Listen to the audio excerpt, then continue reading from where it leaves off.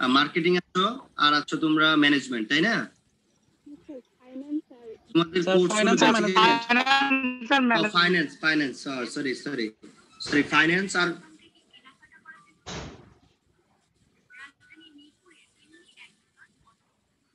তোমার ফাইন্যান্স আছো আর তোমার ইয়ে আছো। ফাইন্যান্স একটু ম্যাথমেটিক বেসড, বাট তোমার ম্যানেজমেন্ট তো টোটালি না, লিটারেচার বেসড একটু বেশি, লিটারেচারটা একটু বেশি। রবিউল ইসলাম আনমিউট হয়ে যাচ্ছে, মিউট করো।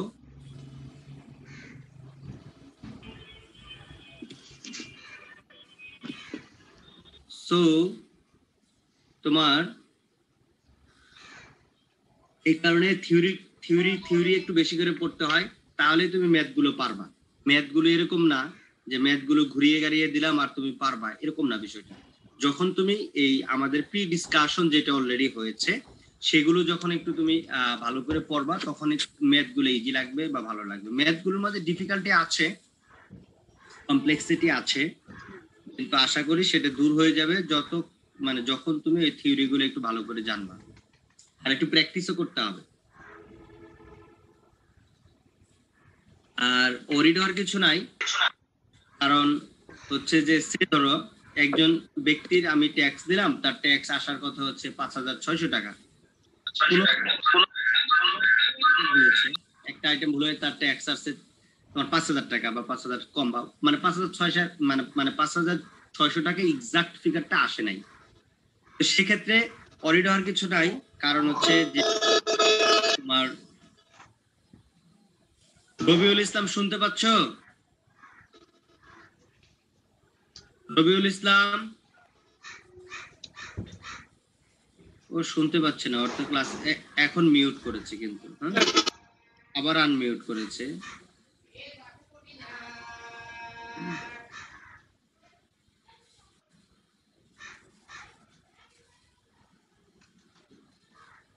আচ্ছা, তো সেটা হচ্ছে যে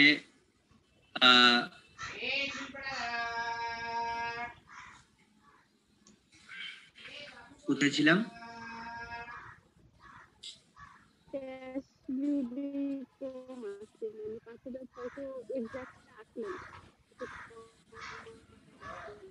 মানে ম্যাথমেটিক্স টোটালি থিওরি বেসড, এক কথায় থিওরি জানলে ম্যাথ গুলো পারা যাবে। ও আচ্ছা, যেটা ফাইনাল পরীক্ষায় যেটা ইয়েতে ছিলাম সেটা ছিল যে তোমার এক্সাক্ট ফিগার যদি না হয়, সে তুমি কতটি আইটেম তুমি সঠিকভাবে তুমি কমপ্লাই করতে পেরেছো।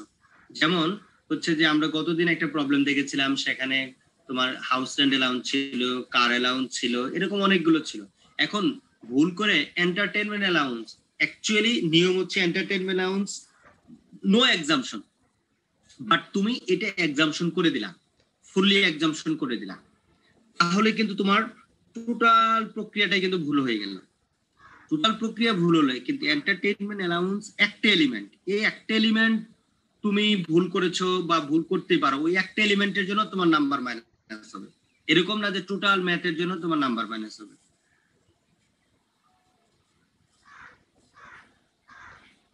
অনেকেই পরীক্ষায় ভুল করবে। এই ট্যাক্স তো আসলে এক একজনের এক এক রেজাল্ট হবে, ট্যাক্সের সেম রেজাল্ট হবে না যদি তোমরা দেখা দেখি না করো। দেখা দেখি করলে শুধু সেম রেজাল্ট হবে, মানে একই ভুল সবার হবে। আর দেখা দেখি না করলে তোমার হচ্ছে এক একজনের এক এক রেজাল্ট হবে, কারণ কেউ কোনো একটা আইটেম মিস করতেই পারো।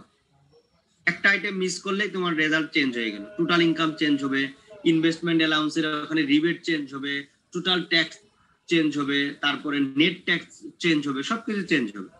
এই জন্য ওয়ারিড হওয়ার কিছু নাই।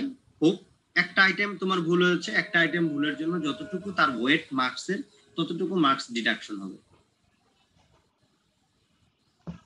বুঝতে পারলাম? জি স্যার।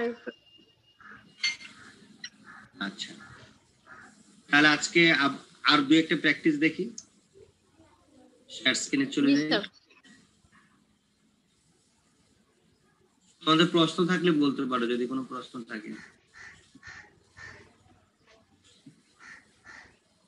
নাই, ভালো।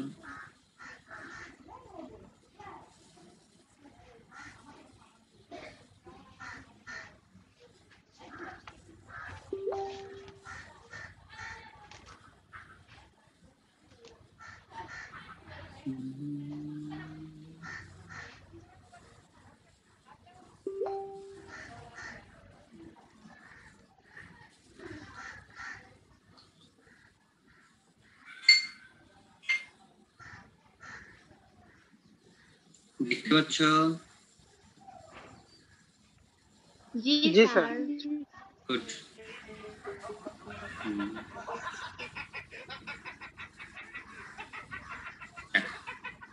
Illustration 6.5. On June 2019, Mr. Anil Ambani's basic salary falls on taka 12,000 in the scale of 10,000 dash 1,000 multiply 4 14,000. It once upon a time such a salary structure was prevailed, but বর্তমানে এরকম নাই।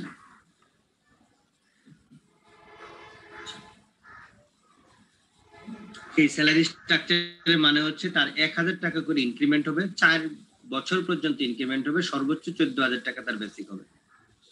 His date of yearly increment is on 1st April, বলে দিয়েছে তার yearly increment হচ্ছে 1st এপ্রিলে। He received dearness allowance at the rate of 10% of basic salary and medical allowance taka 1,175 per month. During the year, his actual amount of medical expense was taka 3,000. He received 3 bonus, festival, 2 festival and 1 performance. He received 3 bonus, 2 festival and 1 performance, each equivalent to 1 month basic salary. Is equivalent to 1 month basic salary.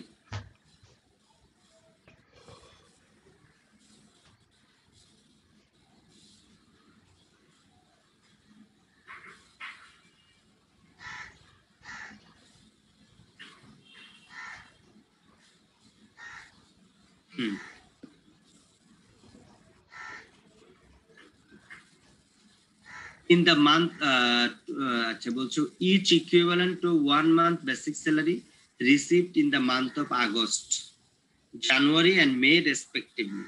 তার মানে আর each equivalent to 1 month basic salary, এই তিনটা যে bonus পেয়েছে প্রত্যেকটাই 1 মাসের basic salary সমান, কিন্তু একটা পেয়েছে আগস্ট মাসে, আরেকটা পেয়েছে জানুয়ারি মাসে, আরেকটা পেয়েছে মে মাসে। He contributes 10% of his basic salary to a recognized provident fund. He contributes. Who is he?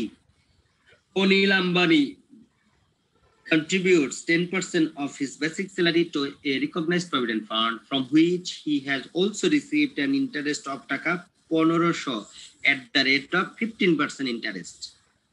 সে 1500 টাকা ইন্টারেস্ট পায়, সে যে প্রভিডেন্ট ফান্ডে টাকা জমা দিয়েছে সেখানে 15% রেটে সে ইন্টারেস্ট পেয়েছে।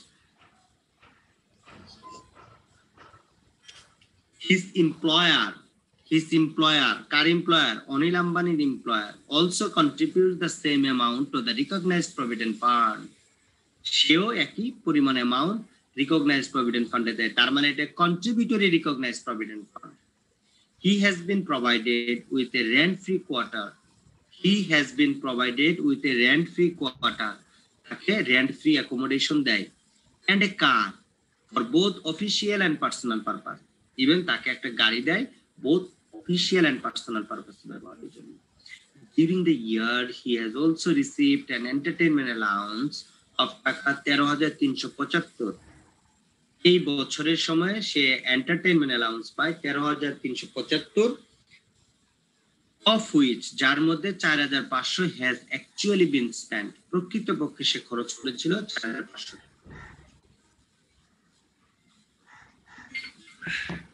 He has also received arrears salary of টাকা 30,000, সে বকেয়া স্যালারি রিসিভ করে 30,000, which has not been taxed earlier, যা এর আগে মানে যার উপর এর আগে ট্যাক্স দেয়া হয় নাই, which has not been taxed earlier. He has also been given travel allowance of টাকা 10,000 during the year for official tour. Official ট্যুরের জন্য তাকে 10,000 টাকা ট্রাভেল অ্যালাউন্স দেয়া হয়। His investment during the year, ওই বছরে তার কি ইনভেস্টমেন্ট আছে? Purchase of share of listed company and partnership firm, 2,000 and 5,000 respectively. Purchase of gold টাকা 10,000, payment of his life insurance premium টাকা 4,000, বাট পলিসি ভ্যালুটা হচ্ছে 35,000. Purchase of books and magazine টাকা 3,000, contribution to deposit pension scheme টাকা 500 on a monthly basis, and a donation to Baitul Mukarram Mosque টাকা 10,000. Compute taxable income and tax liability of Mr. Anil Ambani for the assessment year 2019 and 20, assuming that he is a taxpayer of Dhaka City Corporation area. অনেক কিছু বলে দিয়েছে এখানে, লাস্টে এসে বলছে Dhaka city corporation area. Dhaka city corporation area বলার একটা কারণ আছে। তাহলে প্রশ্নটা কি পড়া হলো? জি স্যার। প্রশ্নটা আবার পড়তে হবে, প্রশ্নটা ভালো করে বুঝতে হবে, একাধিকবার প্রশ্ন পড়তে হবে। প্রশ্ন না পড়ে যেন আনসারে যেন না যাও।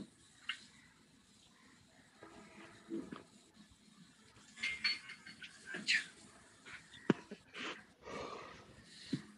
দেখো আমরা তাহলে SSC mister Anil Ambani, assessment year 19-20, income year 18-19, determination of total income, income from salary section 21। প্রথমে আমরা দেব বেসিক স্যালারি। বেসিক স্যালারি 11,000 এর সাথে 9 গুণ করেছে, 12,000 এর সাথে 3 গুণ করেছে। আচ্ছা, আমরা যে তার ইনকাম ডিটারমিনেশন করছি এটা কোন সময়ের, কেউ আমাকে বলতে পারো?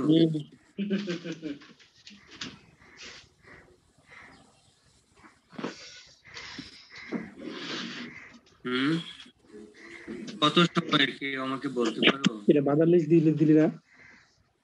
বাজার লিস্ট এই মাইক্রোফোন অফ কর।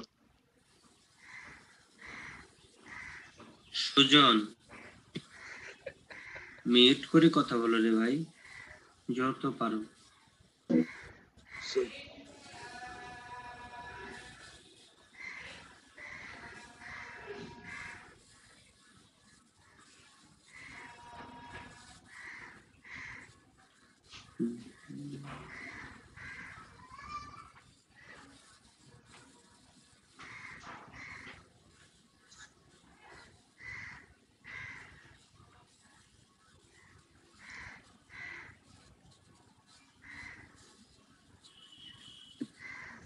আচ্ছা, কি বলছিলাম? আমি বলেছিলাম যে বলো আমরা যে তার ইনকাম ইয়ারটা নিয়েছি, ইনকাম ইয়ার হচ্ছে কত? 18-19। 18-19 মানে কি বলতে পারো আমাকে? স্যার 2018 সালের জুলাই মাসে শুরু হবে, আর হচ্ছে 2019 সালের হচ্ছে জুনে শেষ হবে। রাইট। 18-19 মানে তোমার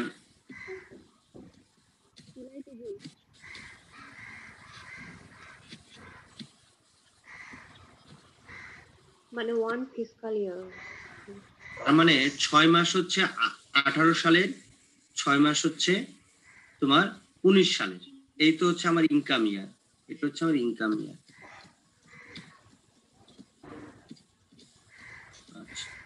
এখন দেখো এখানে বলছে যে mister Anil Ambani basic salary 12,000, তার কত? On June 2019, on June 2019।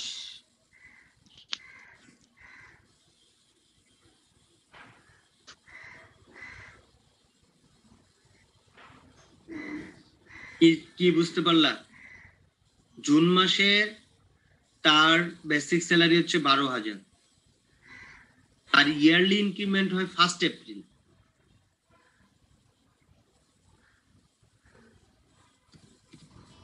June মাসে তার বেসিক স্যালারি হচ্ছে 12,000, আচ্ছা, ইনক্রিমেন্ট হয় 1 এপ্রিল।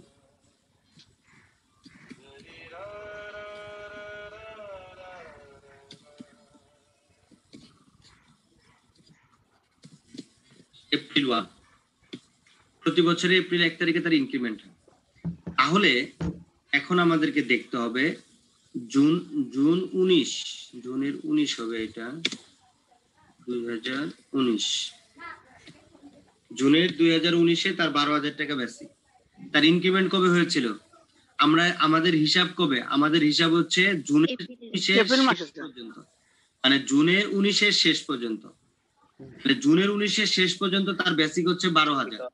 তাহলে জুন থেকে ব্যাক ক্যালকুলেশনে যদি আসি, জুন, তারপরে কি মে, তারপর কি এপ্রিল। এপ্রিলের 1 তারিখে তার ইনক্রিমেন্ট হয়েছে। এপ্রিলে 1 তারিখে যদি ইনক্রিমেন্ট হয়, তাহলে এপ্রিল মে জুন এই 3 মাস, এপ্রিল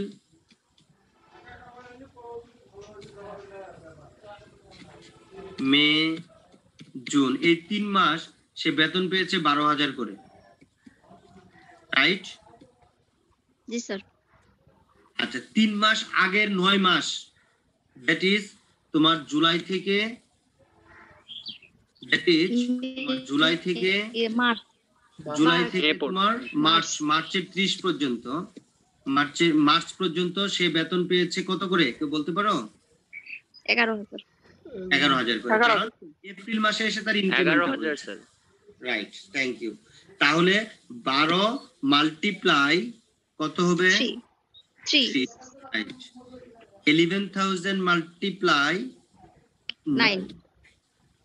দেখি তারা 9 করেছে, দেখো বেসিক স্যালারি 11,000 মাল্টিপ্লাই 9, 12 মাল্টিপ্লাই 3, 1,35,000 টাকা বেসিক স্যালারি। তারপর কি? তারপর Dearness allowance। he received dearness allowance 10% of basic salary। তো তাহলে dearness allowance আমার 10%, আমার বেসিক স্যালারি 1,35,000, তার 10% বেসিক সরি dearness allowance, কোথায় dearness allowance? 1,35,000 মাল্টিপ্লাই 10%,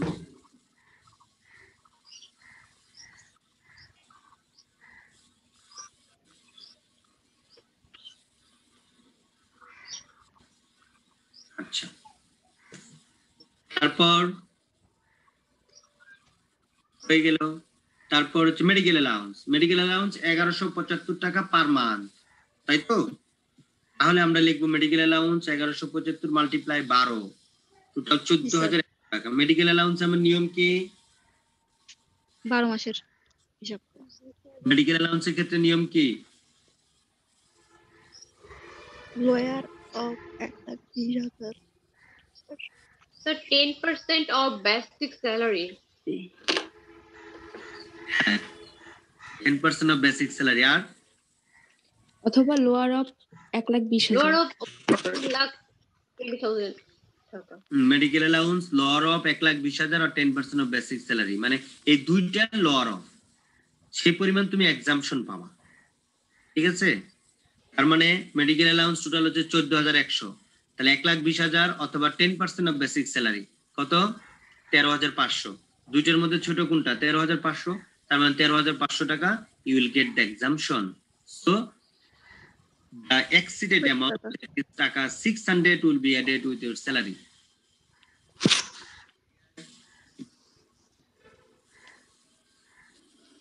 আচ্ছা, তারপর হচ্ছে during the year his actual amount of medical, আচ্ছা অ্যাকচুয়াল অ্যামাউন্ট মেডিকেল এক্সপেন্স হয়েছে তার, এটা এগুলো হচ্ছে additional information so that you can puzzle, ঠিক আছে? হি রিসিভ 3 বোনাস, 3টা বোনাস পায়, হ্যাঁ 3টা বেসিক স্যালারি সমান, একটা পায় আগস্টে, একটা পায় জানুয়ারি, আর একটা পায় মেতে। এখন আমাকে দেখতে হবে একটা পাই সে কখন? আগস্ট, পাই সে আগস্টে, একটা পাই জানুয়ারি, আরেকটা মে। তোমরা তোমাদের স্টুডেন্টদের একটা বড় প্রবলেম হচ্ছে তোমরা খাতাটাকে এমন ভাবে দেখো, পরীক্ষার খাতা এত কিপটামি করো এই জায়গায় এসে যে মানে অত্যন্ত অভাব খাতার, এবং খাতা হচ্ছে একটা হীরার টুকরা, এটাকে বেশি লেখা যাবে না, নষ্ট করা যাবে না, হ্যাঁ কিছু করা যাবে না, এটা ঝকঝকা তকতকা করে, পারলে সাদা খাতা জমা দিলে সবচেয়ে বেস্ট, নাকি? এরকম এরকম তোমরা করো। তোমরা যে প্রবলেম পরীক্ষা যেগুলো পাবা, বিশেষ করে ম্যাথমেটিক্যাল, ওয়ার্কিং বেশি করে করবা। একটা ম্যাথের যত ওয়ার্কিং, এই যে টেক্সটটা প্রথমে যদি সব ওয়ার্কিং যদি তুমি করে নাও, তাহলে তোমার ট্যাক্সটা করতে 5 মিনিট সময় লাগবে। কিভাবে? তুমি প্রথমে বেসিক স্যালারি ওয়ার্কিং করে বের করে নিলা, তুমি ড্যান্ডেন্স অ্যালাউন্স ওয়ার্কিং করে বের করে নিলা, তুমি বোনাস ওয়ার্কিং করে বের করে নিলা, ঠিক আছে? যেগুলো তোমাকে বের করতে হবে ওয়ার্কিং করে নোট 1 2 3 4 করে বের করে নিলা। পরবর্তীতে তুমি যখন তার টোটাল ইনকাম বের করবা, সেখানে কোনো ওয়ার্কিং দরকার নাই, শুধু বেসিক স্যালারি লিখে ব্র্যাকেটে লিখে দিবা নোট 1, তারপরে লিখবে ড্যান্ডেন্স অ্যালাউন্স, ব্র্যাকেটে লিখে দিবা নোট 2, বোনাস ব্র্যাকেটে লিখে দিবা নোট 3, জি স্যার। নোট 3 1 2 এগুলো খুঁজে নেবে সেখানে তুমি কি করেছো। তাহলে তুমি জাস্ট ওয়ার্কিং দেখে দেখে যখন জিনিসটা লিখবা, তখন তোমার ওই ফাইনাল আউটপুটটা ভুল হবে না।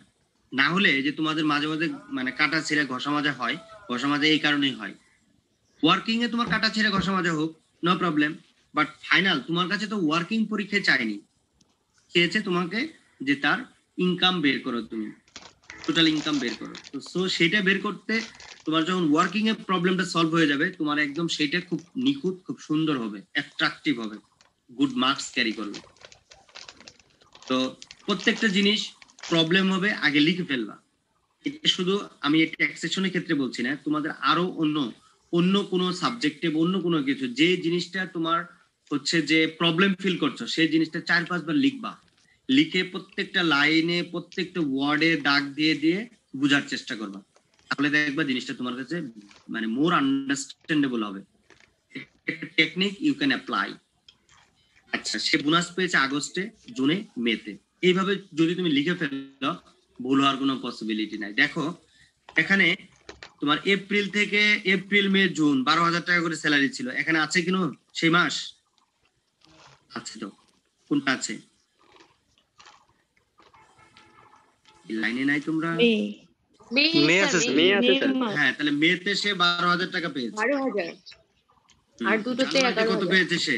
জানুয়ারিতে কত পেয়েছে? 11,000 পেয়েছে। আগস্টে কত পেয়েছে? 11,000। 11,000 পেয়েছে। এই তো, তাহলে এই হচ্ছে তার 3টা বোনাস। 3টে বোনাস কত হবে? 34,000 টাকা হবে। 22 34 34,000। এই যে দেখি এখানে কি করেছে তারা, বোনাস 34,000 টাকা, ঠিক আছে? তাহলে তোমার এই জায়গাতে বোনাস ব্র্যাকেট দিয়ে এত হাবিজাবি লেখার কোনো দরকার নাই। মেডিকেল অ্যালাউন্স দিয়ে তুমি ডাইরেক্ট লিখে দিতে পারো, এত হাবিজাবি এখানে লেখার দরকার নেই। তুমি জাস্ট ওয়ার্কিং এ জিনিসটা করে ফেলবা। ওয়ার্কিং এ যখন করে ফেলবা, সব ভুল ভাল কাটা ছিঁড়ে সব ওয়ার্কিং এ হবে, বাট এই জায়গাটাতে একদম ফ্রেশ একটা সুন্দর জিনিস থাকবে, আউটপুট আর কি। আচ্ছা, দেখি তারপর কি বলেছে।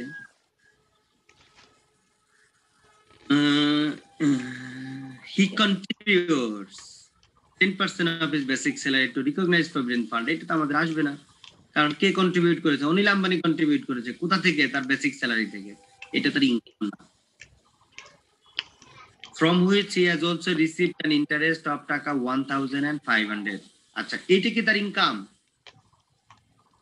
সে যে কন্ট্রিবিউট করেছে সেখান থেকে যে সে ইন্টারেস্ট পেয়েছে, এটা কি তার ইনকাম? জি স্যার। রাইট, এটা তার ইনকাম। এটা আমরা পড়ে আসছিলাম, তাই না? এখানে এক্সাম্পশন লিমিটও আছে, সেটাও আমরা পড়ে আসছিলাম। সে 15% হারে 1500 টাকা ইন্টারেস্ট পেয়েছে। তাহলে এখানে দেখো কি করেছে, ইন্টারেস্ট অন আরপিএফ 15% 1500 টাকা পেয়েছে। এর এক্সাম্পশন হচ্ছে lower of interest at the rate of 14.5% or 1/3 of basic or salary. 1/3 of his basic salary। এখন 14.5% তুমি কিসের উপর অ্যাপ্লাই করবা? সেই অ্যামাউন্টটা তো তোমাকে দেয়নি। মজার বিষয় হচ্ছে এই অ্যামাউন্টটা তুমি বের করতে পারবা। তোমাকে 1500 টাকা ইন্টারেস্ট দিয়েছে 15% হারে, তাহলে 1500 টাকা যদি তোমাকে ইন্টারেস্ট দেয়, দেখো এখানে আমি এগুলো সলভ করছি, কোথায় করবো? নিচে করি। ইন্টারেস্ট হচ্ছে 1500 at the rate of 15% তোমাকে দিয়েছে। 15% হারে তোমাকে 1500 টাকা ইন্টারেস্ট দিয়েছে, তাহলে মূল অ্যামাউন্টটা কত বের করা যাবে না? হ্যাঁ, মূল অ্যামাউন্টটা বের করা যাবে এইভাবে, দ্যাট ইজ প্রিন্সিপাল অ্যামাউন্টটা তুমি বের করতে পারো, যেটার উপর ইন্টারেস্ট অ্যাপ্লাই করা হয়েছে। ইন্টারেস্ট রেটটা প্রিন্সিপাল অ্যামাউন্টটা তুমি বের করতে পারো এইভাবে যে এই 1500 টাকাকে ভাগ করবা ওই পার্সেন্টেজ রেট দিয়ে পয়েন্ট 1.5 তাহলে ওই প্রিন্সিপাল অ্যামাউন্টটা বের হয়ে আসবে। তাহলে দেখি কত আসে, 1500 ডিভাইডেড 0.15 তার মানে 10,000 টাকা। এবার আমরা দেখি 10,000 টাকার উপর 15% ইন্টারেস্ট হলে কত হয় ইন্টারেস্ট, 10,000 টাকার উপর 15% হলে কত হয় ইন্টারেস্ট, 1500 তার মানে আমার প্রিন্সিপাল অ্যামাউন্ট বের করা ঠিক আছে। জি স্যার। আচ্ছা, তাহলে ওনারা কি করেছিল, আমার প্রভিডেন্ট ফান্ডে জমা ছিল 10,000 টাকা, তার উপর 15% হারে আমাকে 1500 টাকা ইন্টারেস্ট দিয়েছে। এবার আসি, তাহলে আমার এক্সাম্পশন নিয়ম হচ্ছে আমি 14.5%, তাহলে 14.5% আমি কিসের উপর অ্যাপ্লাই করব, 10,000 টাকার উপর। 10,000 টাকার উপর 14.5% আমি অ্যাপ্লাই করব। 14.5% অ্যাপ্লাই করলে কত হবে, 1450, 1/3 অফ দ্য বেসিক স্যালারি।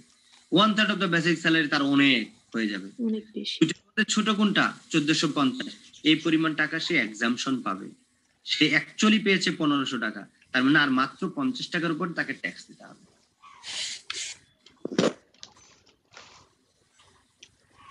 বুঝতে পারলাম? জি স্যার। জি স্যার। পরীক্ষায় আসবে কিন্তু।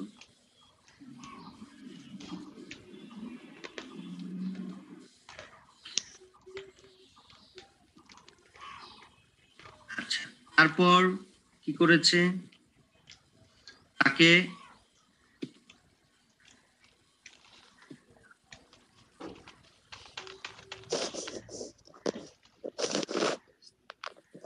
আচ্ছা এখানে আরেকটা আছে, his employer also contribute same amount of RPF.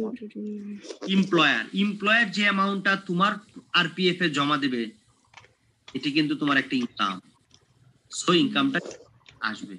এই জন্য দেখো এখানে লিখছে employers contribution to RPF 10% of your basic salary. 10% কত, 135 মাল্টিপ্লাই 10%, 13,500।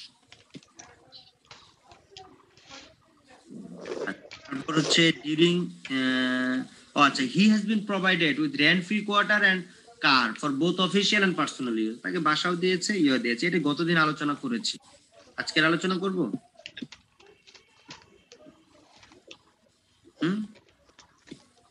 তাকে রেন্ট ফ্রি অ্যাকোমোডেশন দিয়েছে, আবার তাকে কারও দিয়েছে। তো এই দুইটা নিয়ম কি, নিয়ম হচ্ছে যে হচ্ছে 25% অ্যাকোমোডেশন দেয়, তাহলে দেখো আমরা এখানে যেটা করে আসছিলাম, 1,80,000 রেন্টাল ভ্যালু অথবা 25% অফ হিজ বেসিক স্যালারি। আমার রেন্টাল ভ্যালু সেখানে দেওয়া নাই, যদি রেন্টাল ভ্যালু দেওয়া না থাকে আমার তাহলে 25% অফ বেসিক স্যালারি এই আমার স্যালারির সাথে অ্যাড হবে। তারপর হচ্ছে যদি তোমাকে রেন্ট ফ্রি অ্যাকোমোডেশন, যদি তোমাকে কার্ড দেয়, কনভিন্স ফ্যাসিলিটি দেয়, তাহলে 5% of your basic salary or 60,000 টাকা, 60,000 যেটা বড় অ্যামাউন্ট সেটা তোমার অ্যাড হবে। তাহলে তাই করে দিবা, 5% অফ ইউর বেসিক স্যালারি অথবা 60,000 যেটা হবে সেটাই করে দিবা।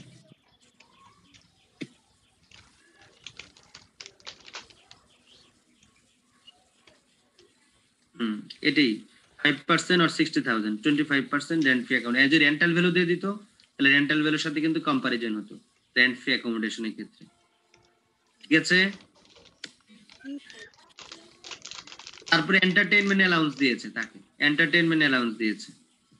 এন্টারটেইনমেন্ট অ্যালাউন্স দিয়েছে 13,375, of which 4,500 actually has been spent. এটি অ্যাকচুয়ালি সে কত টাকা স্পেন্ড করেছে, it's doesn't the matter. Matter হচ্ছে সে কত টাকা এন্টারটেইনমেন্ট অ্যালাউন্স পেয়েছে, সে খরচ করুক আর না করুক, it's up to him. So আমার এন্টারটেইনমেন্ট অ্যালাউন্স টোটালি ট্যাক্সেবল। সে বকেয়া বেতন পেয়েছে, এরিয়ার স্যালারি পেয়েছে, এটা টোটালি ট্যাক্সেবল। যদি এই বকেয়া বেতনের উপর অতীতে ট্যাক্স দিয়ে আসতো তাহলে কিন্তু এটার উপর ট্যাক্স দিতে হতো না। এখানে কিন্তু স্পষ্ট করে বলে দিয়েছে, হি হ্যাজ অলসো রিসিভড এরিয়ার স্যালারি অফ টাকা 30,000 which has not been taxed earlier.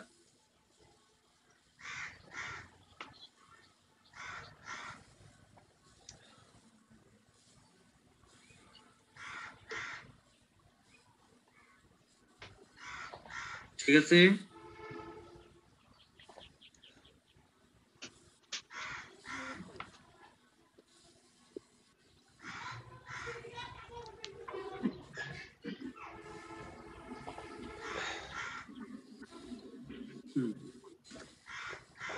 তারপর he has been given travel allowance 10,000 official tour totally tax দিতে হবে travel allowance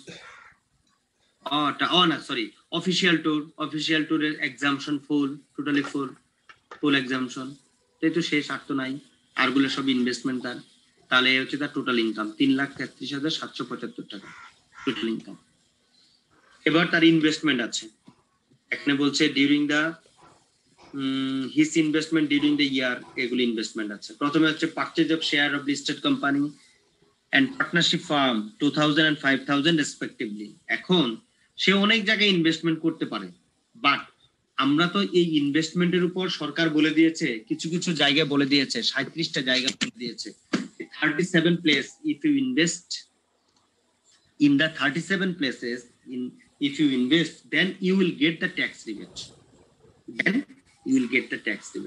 যেমন বলেছে পাবলিক লিমিটেড কোম্পানি শেয়ার কেনা যাবে তোমাকে সেখানে বলছে যে পার্টনারশিপ শেয়ার কেনা যাবে দেখো সে পার্টনারশিপ ফার্মেরও শেয়ার কিনেছে বলছে পাবলিক লিমিটেড কোম্পানি তুমি শেয়ার কিনলে তুমি সেটাকে আমরা ইনভেস্টমেন্ট অ্যালাউন্স আকারে ট্রিট করব but you may invest in the partnership firm but we will not treat as a investment allowance partnership firm তুমি কিনেছো বেশ ভালো করেছো 5,000 বাট এটা আমরা ইনভেস্টমেন্ট অ্যালাউন্স হিসেবে ট্রিট করব না দেখো ইনভেস্টমেন্ট অ্যালাউন্স কোথায় বের করেছে purchase of share of listed company 2000 purchase of share of partnership firm কিন্তু আসেনি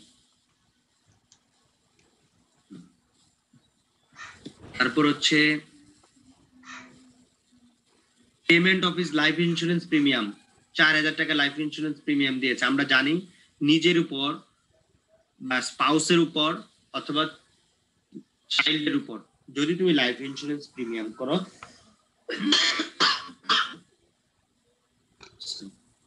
তাহলে সেটা ইনভেস্টমেন্ট অ্যালাউন্সের মধ্যে আসবে বাট একটা কন্ডিশন আছে সেটা হচ্ছে পলিসি ভ্যালুর 10% এর বেশি না তাহলে তুমি লাইফ ইন্স্যুরেন্স প্রিমিয়াম পেড করেছো 4,000 বাট পলিসি ভ্যালু তোমার কত 35,000 এর 10% কত 3,500 তার মানে 3,500 বেশি আমি ইনভেস্টমেন্ট 3,500 সুযোগ দিব না এই কারণে দেখো এখানে payment of life insurance premium 4,000 maximum 10% of policy value total 3,500 বুঝছো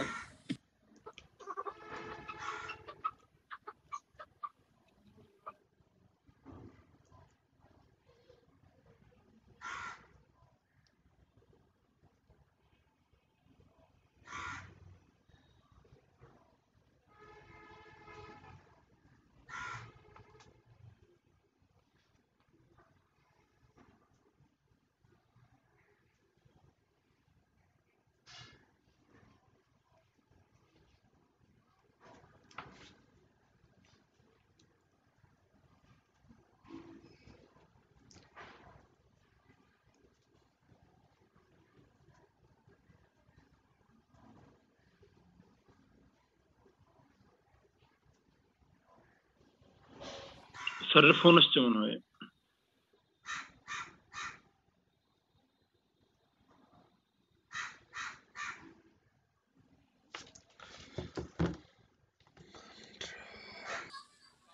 আচ্ছা আরেকটা হচ্ছে যে রিকগনাইজড প্রভিডেন্ট ফান্ডে কন্ট্রিবিউশন রিকগনাইজড প্রভিডেন্ট ফান্ডে যখন আমি কন্ট্রিবিউশন ট্রিট করব তখন কিন্তু দুইজনের কন্ট্রিবিউশনটাই আসবে এমপ্লয়ি এবং এমপ্লয়ারটা বাট আমি যখন টোটাল ইনকাম বের করলাম তখন কিন্তু শুধু এমপ্লয়ারের কন্ট্রিবিউশনটা আসছে দেখতে পাচ্ছ এই নম্বরে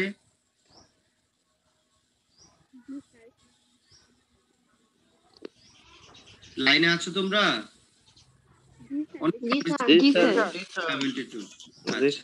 তো তাহলে এটা আসছে তাহলে এই তো আর হচ্ছে ডিপিএস এ সে দিয়েছে ডিপিএস দিয়েছে সে 500 টাকা করে 500 টাকা ও আচ্ছা এখানে আছে purchase of books and magazine of টাকা 3,000 আমরা কি এরকম পড়েছিলাম যে বই অথবা ম্যাগাজিন কিনলে সেটা ইনভেস্টমেন্ট অ্যালাউন্স না স্যার ডিপিএস এর ক্ষেত্রে বলে আছে যে সর্বোচ্চ 60,000 টাকা তাহলে প্রতি মাসে সে 500 করে দিয়েছে তাহলে আমরা এবার করি 500 মাল্টিপ্লাই 12 কত 6,000 তার মানে 60,000 দেয়নি আচ্ছা তারপর আরো কি আছে সে ডোনেশন করেছে বাইতুল Mukarram মস্ক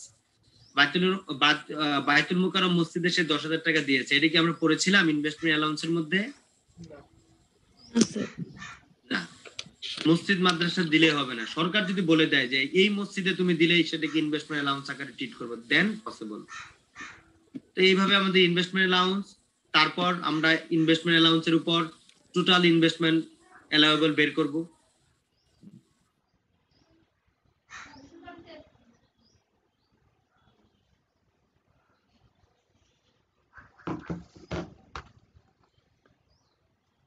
Sound is coming out. Azimuddin,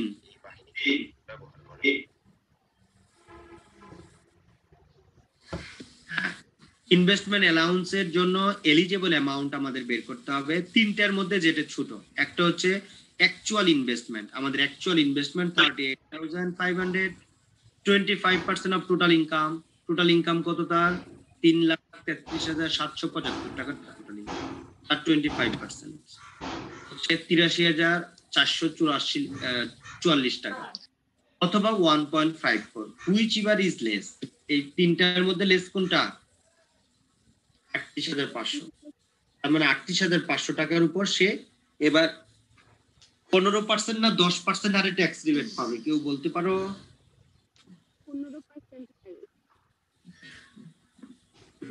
15%। কেন 15%?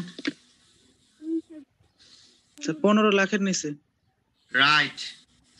যদি টোটাল ইনকাম 15 লাখের নিচে হয় তাহলে কত পার্সেন্ট? 15 লাখ বা 15 লাখের নিচে হয় তাহলে 15%। আর যদি 15 লাখ এক্সিড করে তাহলে কত পার্সেন্ট হারে সেই ট্যাক্স রিবেট পাবে? 10%। ওফ, আমার কিউটি বিউটি স্টুডেন্ট সব। আচ্ছা, তাহলে এবার আমরা ট্যাক্স লায়াবিলিটি বের করব। ট্যাক্স লায়াবিলিটিটা এখানে একটু পুরাতন নিয়মে করা আছে, সেটিকে তোমরা কারেকশন করে নাও। আমি এখানে করে দিচ্ছি ট্যাক্স লায়াবিলিটি বের করার জন্য। হ্যাঁ, কি ব্যাপার? আসলে কেন ওকে স্যার। হ্যাং হয়ে গেছে মনে হচ্ছে নাকি? তাকে দেখতে পাচ্ছি।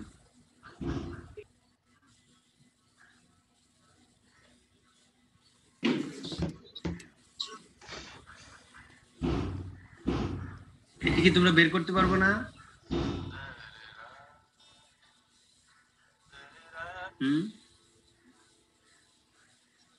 অন ফার্স্ট কত হবে?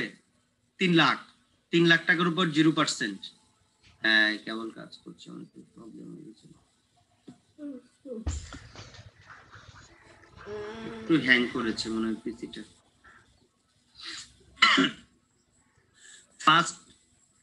ফার্স্ট 3 লাখ টাকার উপর 0%। অন দ্য নেক্সট 1 লাখ টাকার উপর কত পার্সেন্ট? 5%। 5%। আমি দেখিয়ে দিতে পারতাম। এই আসছে, আমি দেখিয়ে দিচ্ছি, দেখো।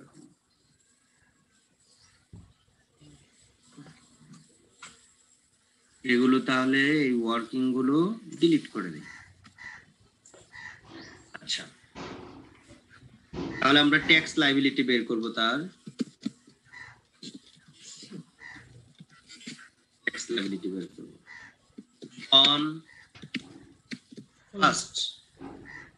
অন ফার্স্ট 3 লাখ মাল্টিপ্লাই কত পার্সেন্ট? 0%। এখানে কত হবে? 0 হবে। আচ্ছা, অন নেক্সট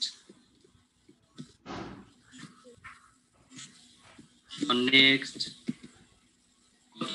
1 লাখ। আচ্ছা, এবার আমাদের টোটাল ইনকামই কত দাঁড়াইছে? টোটাল ইনকামই তো আমাদের অল্প, অত তো নাই। কত আছে? 33,775। 3,33,000। তার মানে 3 লাখ চলে গেছে, আর 1 লাখ তো আমাদের আসবেই না। 33,775 টাকা আসবে। কত আসবে? 33,775 টাকা। 33,775 টাকার উপর কত পার্সেন্ট? 15%। Nice, thank you. কত আসে? 33,775 মাল্টিপ্লাই 0.05 আসবে 1,688 টাকা 75 পয়সা। তাহলে তার নেট ট্যাক্স লাইবিলিটি কত? নেট ট্যাক্স কত বলতে পারো আমাকে? বলতে পারো?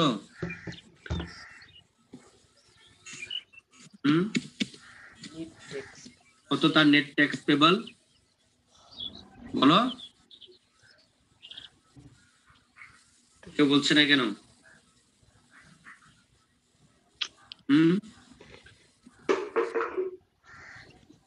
নেট ট্যাক্স পেবল হচ্ছে 5,000। স্যার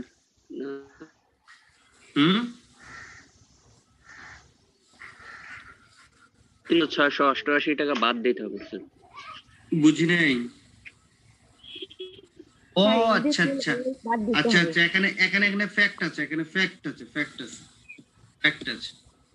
এখানে আমরা ট্যাক্স রিবেট পাবো। তো ট্যাক্স রিবেট এই পরিমাণ টাকা আমাদের ট্যাক্স আসলো, তার মানে তার টোটাল ট্যাক্স এটাকে আমরা বলবো গ্রস ট্যাক্স।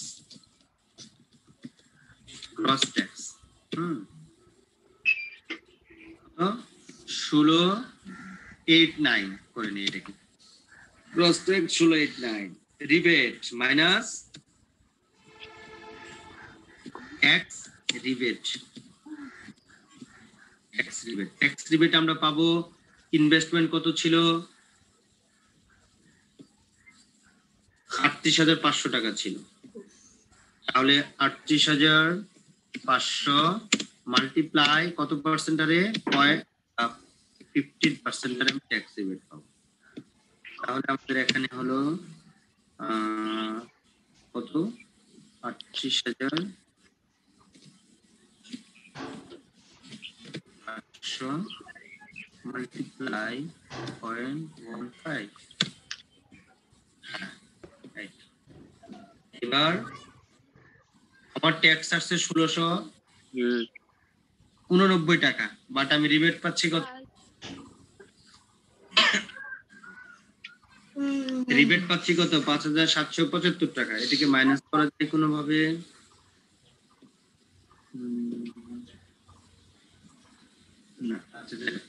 না, নেগেটিভ ফিগার আসবে।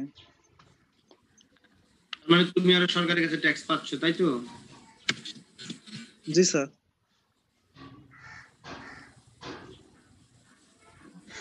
এটা কিভাবে হবে স্যার? এটা তো কভার হওয়ার কথা না। হ্যাঁ, কি বললে? নেগেটিভ কিভাবে হয়?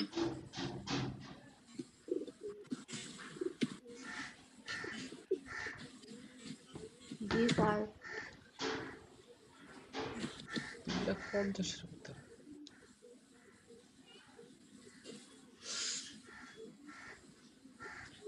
নেট ট্যাক্স পেবল হচ্ছে 5,000। কেন সেটা বলছি। তোমার একটা মিনিমাম ট্যাক্স আছে, সেই মিনিমাম ট্যাক্সের মধ্যে এটা পড়ে গেছে। ঢাকা এবং চিটাগাং সিটি কর্পোরেশনের জন্য মিনিমাম ট্যাক্স হচ্ছে 5,000 টাকা।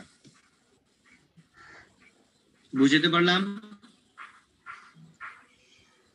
ঢাকা এবং চিটাগাং সিটি কর্পোরেশনের জন্য মিনিমাম ট্যাক্স হচ্ছে কত? 5,000 টাকা। তার মানে মিনিমাম তোমাকে 5,000 টাকা দিতে হবে, যাই আসুক না কেন। 5,000।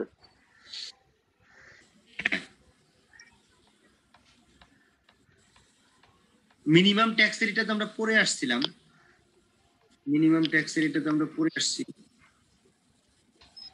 তোমরা ভুলে গেছো? দেখি একটু ইন্টারনেটে পাই কিনা।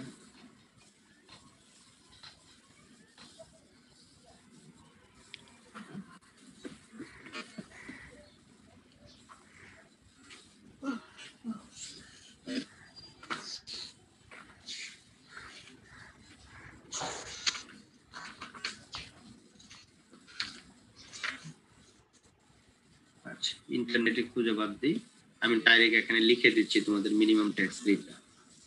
মিনিমাম ট্যাক্সের ইটা হচ্ছে যে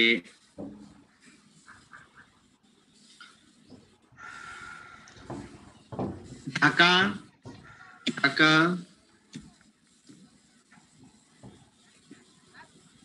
এবং চিটাগাং এর জন্য মিনিমাম ট্যাক্স, ওই অঞ্চলে যদি করদাতা হয় তাদের মিনিমাম ট্যাক্স 5000 হচ্ছে মিনিমাম ট্যাক্স। Minimum tax. আচ্ছা, আর আদার যে তোমার সিটি কর্পোরেশন আছে, other city corporation, other city corporation যদি থাকে তাদের মিনিমাম ট্যাক্স হচ্ছে 4000। আচ্ছা, তোমার এবার থাকলো কি তোমার সিটি কর্পোরেশন বাদে অন্য কোন এরিয়া, দ্যাট ইজ তোমার পৌরসভা, মানে হচ্ছে তারপর জেলা শহর, মানে এক কথায় আদার দেন সিটি কর্পোরেশন, আদার দেন সিটি কর্পোরেশন, ওদের মিনিমাম ট্যাক্স হচ্ছে 3000 টাকা। মনে থাকবে?